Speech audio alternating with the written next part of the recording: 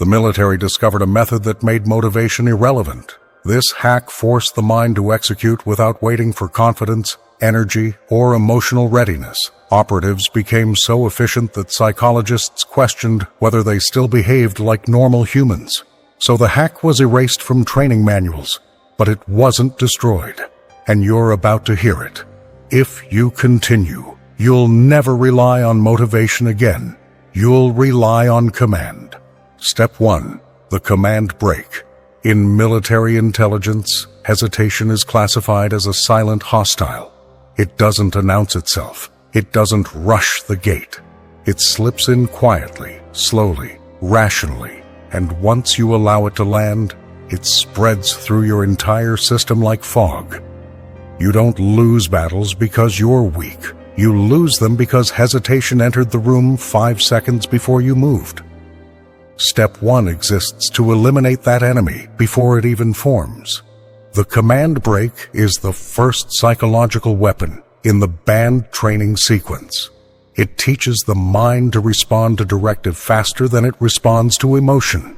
This matters because every hard task you avoid, every opportunity you drop, every fear you obey, all of them begin with a 2-second delay. Those 2 seconds are where your old identity wins.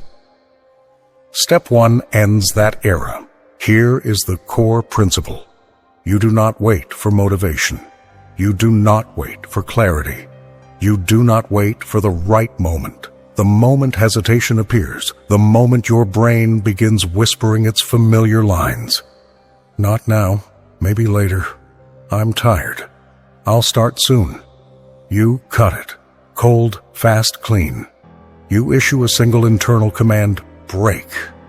This word becomes a trigger for movement. Not dramatic movement, not heroic movement. Any movement linked to the task. If the task is studying, you touch the book. If the task is training, you stand up. If the task is work, you open the file. If the task is communication, you open the message. One word, one motion, one override. In the original intelligence training, operatives repeated this thousands of times under mental load until command response became faster than fear response. Ironically, it was so effective that trainees began moving before emotional interference could register, and this lack of internal negotiation was considered too clean, too cold, and eventually, behaviorally unstable. But in civilian form, it becomes the most powerful anti-procrastination mechanism available. Why does it work? Because your brain only needs a crack in your discipline to collapse the entire action. You don't lose the day at 5 p.m. You lose it in the first 5 seconds when hesitation won the micro-war. The command break flips this dynamic. You act before the argument begins. You move before the excuses assemble. You disrupt the biological chain of resistance. Each time you say break and follow with micro-action, you rewire the identity loop. Your brain begins to believe. When command speaks, we move. Over time, the gap between intention and action collapses. The internal voice that used to talk you out of tasks grows weaker. The physical instinct to move grows stronger. And here is the psychological consequence. Hesitation becomes abnormal. Action becomes default. That shift alone separates operators from civilians. It will separate your old self from the person you're becoming. When step 1 is mastered, you won't feel motivated. You will feel directed. And once you can direct yourself on command, you are ready for step 2. Advancing into action with calculated force. Step 2. The 2-minute advance. Step 1 taught you to break hesitation on command. Step 2 teaches you to convert that break into forward motion, because in military psychology, a broken hesitation without an advance is just a quieter form of failure. The enemy is not the fear itself. The enemy is the empty space that fear fills when you don't move. That space must be eliminated instantly. In intelligence training, this was known as the Short Pressure Advancement Protocol. It was designed to force the mind into action before the emotional system could reorganize its resistance. The civilian form is simpler, but the effect is the same. You create momentum on demand. You give your mind a small window to enter the task, and that small window prevents the larger war from ever beginning. Here is the rule. The moment step 1 activates, when you say, break, and touch the task, you immediately trigger the follow-up order. Advance, 2 minutes, no thinking, no adjusting, no environment preparation. You set a timer for exactly 2 minutes, and you attack the task with whatever intensity you have available, even if that intensity is low, even if your clarity is blurry, even if your motivation is 0. 2 minutes is not random. It is a psychological pressure point. After 2 minutes of movement, the mind begins to recalibrate its emotional state. Momentum replaces fear. Clarity replaces confusion. Direction replaces doubt. Your brain realizes we have already entered the battlefield, and the internal resistance collapses. But there is another reason this works. In the field, operators cannot wait for the perfect moment. They create forward motion to overpower panic. The nervous system interprets movement as survival, and survival overrides anxiety. The 2-minute advance gives civilians access to that same override. Here is how it should feel. You start rough. You start clumsy. You start without elegance. The first 15 seconds may feel pointless. The next 30 may feel chaotic. But somewhere between seconds 40 and 90, a shift appears. The mind stops resisting the task because it is already inside it. The discomfort of beginning has already been paid. The brain quietly accepts this is happening, and the emotional interference fades. Your goal is not perfection. Your goal is penetration. Get inside the task before the mind erects its defenses. The 2-minute advance is a psychological breach charge. It blows open the door of inaction so the rest of you can walk through. Your daily protocol is simple. Step 1, break. Step 2, advance. 2 minutes, duck, go. Timer on. Attack. You never judge the quality of these 2 minutes. You only judge the fact that you entered them. Once you enter, you've already defeated the version of you who would have stalled. Repeat this enough times, and you will experience the core effect that made military trainers cautious. The mind begins advancing without waiting for emotional permission. This is what made the original protocol both powerful and dangerous. It produced individuals who no longer hesitated at the internal doorway. They simply moved. Once this reflex becomes natural, you are ready for step 3, because forward motion without discomfort tolerance will eventually fracture.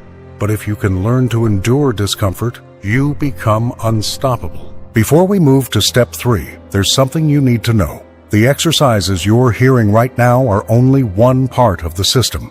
The deeper rewiring, the identity shift, the tactical mindset upgrades, the dark psychology mechanisms used in high-performance intelligence units are inside the Whisper Power Bundle. If you want these steps to work at full strength, you'll need the full framework, the mental architecture that supports them. It's all in the bundle. Download it, start the work, and step 3 will hit you 10 times harder. Check the pin comment. Step 3, the controlled discomfort dose. By now, you've learned to break hesitation, and you've learned to advance on command.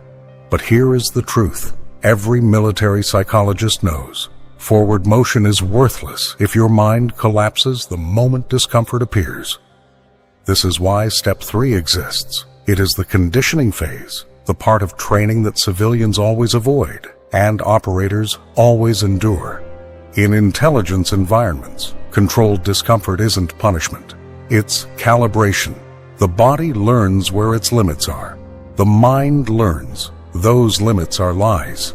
The controlled discomfort dose teaches your brain that discomfort is not a threat.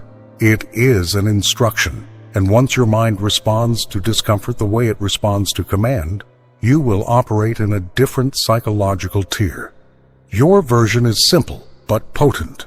Every single day, you choose one intentional act of small discomfort, not accidental discomfort, not the frustration you stumble into. No, this must be deliberate. The intention is the power. Examples: 15 seconds of cold water at the end of your shower, 10 extra seconds holding the plank when your muscles tremble, one more page when your mind wants to stop, a message sent to someone you fear confronting, a task you've avoided for days, executed without ceremony. These are not acts of suffering. They are acts of identity. You are sending a signal to your nervous system. I do not retreat when things become uncomfortable. I lean in. Here is what military psychologists discovered. The nervous system's fear response is not tied to the size of discomfort, but to the unpredictability of it. When discomfort is chosen, it loses its ability to intimidate. When discomfort is repeated, it loses its ability to control. Your controlled discomfort dose uses this mechanism. You choose it. You repeat it. You shrink the emotional threat it carries. The dose must be small. Why small doses are sustainable? Large doses break civilians. Small doses slowly turn civilians into something more. They build tolerance without shock, discipline without burnout, confidence without arrogance. And gradually, the brain reassigns discomfort from danger to growth. That reclassification is the foundation of mental resilience. Here is your daily protocol for Step 3. Choose your discomfort every morning before the day has a chance to choose it for you. Say internally, this is today's dose. Perform it cleanly. No dramatics, no overthinking, no story. Acknowledge completion with a single sentence. I faced it. When done correctly, you will notice a shift. Months of dread around difficult tasks begin dissolving. The mind becomes quieter around pain. The body becomes more compliant around challenge. The hesitation reflex that once controlled you begins losing its voice because discomfort no longer signals danger. It signals adaptation. This step connects directly to your 2-minute advance. Advance creates momentum. Discomfort hardens it. The mind that can tolerate discomfort is the mind that can dominate effort. And once you can dominate effort, you're ready for Step 4, because momentum and endurance are useless without emotional stability. You must learn to stay internally still while externally pushing forward. Step 4. The silent lock. You've broken hesitation. You've advanced on command. You've taught your mind to treat discomfort as instruction. Now you enter the phase that military psychologists once called the threshold state, the mental zone where operators perform with an unnerving stillness, even while surrounded by chaos. Step 4 is how they built that state. It is known as the silent lock. The silent lock is not meditation. Meditation seeks peace. The silent lock seeks control. The purpose is to train your brain to remain steady under internal turbulence, because true performance does not collapse when emotion rises. True performance moves cleanly through it. Here is how the drill works. Once per day, you commit to 45 seconds of total stillness. No adjusting, no fidgeting, no checking your phone, no scratching an itch, no reacting to discomfort or emotion. You simply hold the position you choose, sitting or standing, and you behave as if your body is under direct command. You freeze. As you hold this stillness, you will feel the mind trying to negotiate. It will send whispers. Move your hand, shift your leg, scratch your shoulder, check something. These impulses are not innocent. They are the exact same micro-impulses that cause you to quit tasks in everyday life. The silent lock exposes them, and you do nothing. You let the discomfort rise. You let the thoughts chatter, but your body stays locked. This is not suppression. This is conditioning. Your brain learns that internal noise does not require external reaction. At second 30, you may notice something rare. A quiet flattening, a brief drop in internal turbulence, a moment where your brain accepts we are not reacting. This moment is the switch, the same switch seen in intelligence trainees who learn to maintain clarity while their adrenaline spiked. It is the beginning of emotional neutrality under pressure. But the silent lock does not end with stillness. The transition is the real training. When the 45 seconds end, you issue a direct command. Stand. Begin. And without hesitation, you act. You do not stretch. You do not breathe deeply. You do not wait for comfort. You snap directly from stillness into execution. This transition trains a skill civilians almost never build. The ability to move on command even when the emotional environment inside the mind is unstable. This single skill can double productivity and eliminate the warm-up phase that ruins most people's discipline. The silent lock connects perfectly to step 3. Discomfort taught your mind to endure pressure. The silent lock teaches your mind to remain stable under pressure. Together they form the emotional stability of an operator. Calm inside, aggressive outside.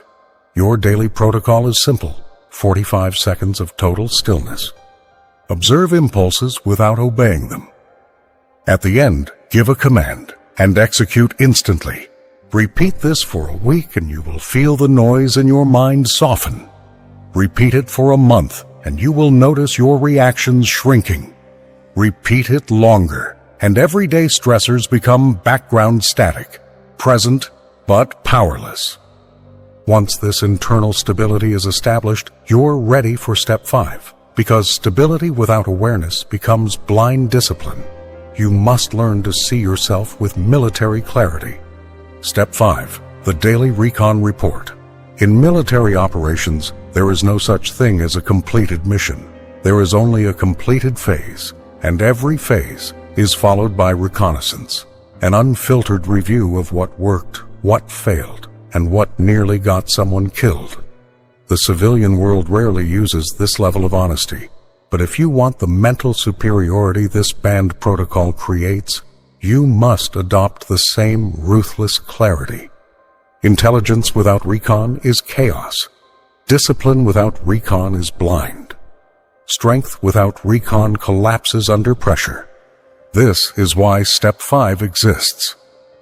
It's called the Daily Recon Report. At the end of every day, before bed, before distraction, before your mind dissolves into noise, you run a psychological debrief. It lasts only a minute, but it rewires your identity with the precision of military analysis. You ask yourself a single question: where did I hesitate today? Not, why am I like this? Not, why was I lazy? Not, I should have been better. Emotion has no place here. You are not gossiping about your failures. You are gathering data on your battlefield. You sit in silence and replay the day the same way analysts replay mission footage. You observe moments without judgment, moments where Step 1 should have activated, moments where Step 2 could have launched, moments where Step 3 was avoided, moments where Step 4 was skipped. Each hesitation is evidence, a marker, a coordinate. It tells you exactly where the enemy inside you still holds territory. The brain learns from repetition. The identity learns from truth. When you see your hesitation clearly, you weaken it. When you hide it, you feed it. This is why most people never change. They are experts at hiding their own patterns. You will not hide. You will expose. But the power of Step 5 goes deeper. The moment you identify a hesitation point, your brain automatically prepares a correction for the next day. You don't have to force it. The mind hates repeating exposed errors.